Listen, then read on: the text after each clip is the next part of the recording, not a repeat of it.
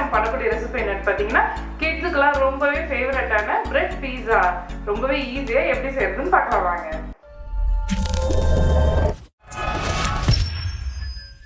Bread பீஸா செய்யறதுக்கு ஒரு sandwich bread எடுத்துக்கோங்க.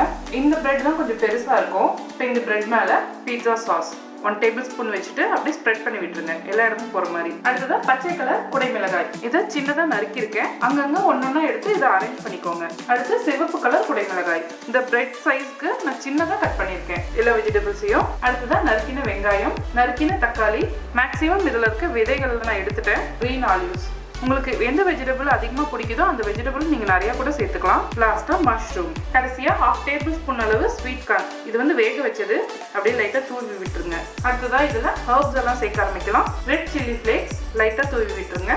ஆரிகானோ, அடுத்ததாக மிக்சடு ஹர்ப்ஸ், அதையும் இது மேலே தூவி விட்டுருங்க. ஃபைனலாக மோசரெல்லா சீஸ், நான் துருவின சீஸாக எடுத்திருக்கேன். நீங்கள் பார் சீஸாக இருந்தால் அதை துருவி இது மேலே சேர்த்துக்கோங்க. கொஞ்சம் அதிகமாக சேர்க்கும் போது தான் நல்லா சீஸியாக இருக்கும். அவ்வளோதான், சூப்பராக நம்ம பிரெட் பீஸாவை அரேஞ்ச் பண்ணிட்டோம். இப்போ இதை வேக வைக்க ஆரம்பிச்சிடலாம். அடுத்ததான் ஒரு பேன் வச்சுக்கோங்க. அதில் 1 டேபிள் ஸ்பூன் பட்டர் லைட்டாக ஸ்ப்ரெட் பண்ணி விட்டுக்கோங்க. வெண்ணெய் வந்து நல்லா உருகியதும் நம்ம ரெடி பண்ணி வச்சிருந்த இந்த பிரெட் பீஸா அதை வந்து பேனில் சேர்த்துருங்க. இப்போ மூடி போட்டு மூடிடலாம். சீஸ் உருகினாவே போதும், பிரெட் ரெடி ஆகிடும். ஸோ ஒரு 5 மினிட்ஸ் வெயிட் பண்ணலாம். சீஸ் கம்ப்ளீட்டாக உருகிடுச்சு. இப்போ ஓப்பன் பண்ணி பார்க்கலாம். அவ்வளோதான், ரொம்பவே டேஸ்டியான பிரெட் பீஸா ரெடி. ரொம்பவே சீக்கிரமாக செஞ்சு முடிச்சிட்டோம். கண்டிப்பாக இந்த ரெசிபி ட்ரை பண்ணி பாருங்க.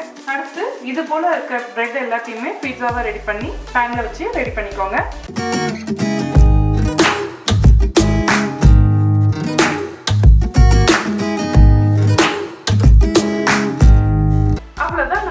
ரொம்பவே டேஸ்டியான பிரெட் பீஸா ரெடி ஆயிடுச்சு.